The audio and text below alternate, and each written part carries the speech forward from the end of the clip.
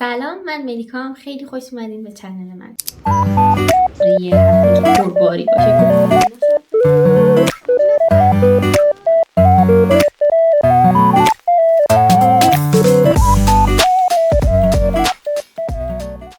خب این هفته چون خیلی سرم قرار شلوغ باشه و قراره یه هفته که پرباری باشه، گفتم یه ولاگ بگیرم.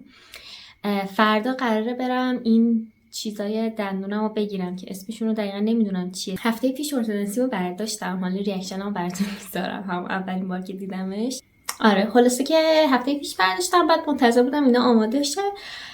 فردا قراره بگیرم، حالا اگه عقب نندازنش.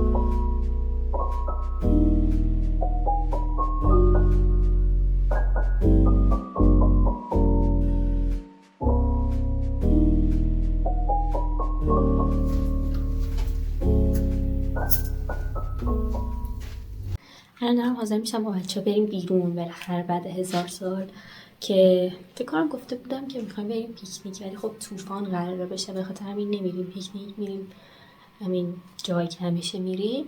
فعلا باید بقیه آرایشم بکنم. میکاپ پوستمو کردم، تموم شده، راضیم ازش. چشمام مونده و لبام. الو سلام. سلام، چطوری؟ خوبم. نمی‌دونی چطور؟ یه نباید خونه باشم؟ خب فکر کنم جدی داره دیر میشه. از اینا شاید بزنم که زود تموم شه میکاپم.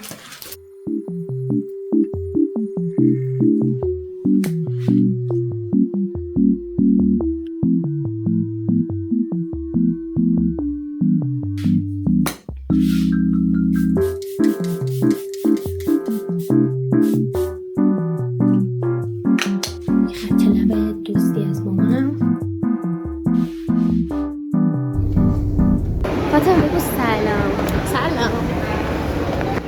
شکل سلام. بچه‌ها خیلی گنده است به خدا که من وای چرا قد بلند من پشت بلند پوشیدم اینقدی؟ خجالت بکش. پشت بلند پوشیدی، خب خیلی کمه. این استایلامون هم بله ما هستیم. همه قدیم دیده نمیشن اینا در این برابر قدشون من. خواهد جا نمیشه بچه‌ها. مبینه سلام کن. نه بگو سلام کن. مبینه سلام کن.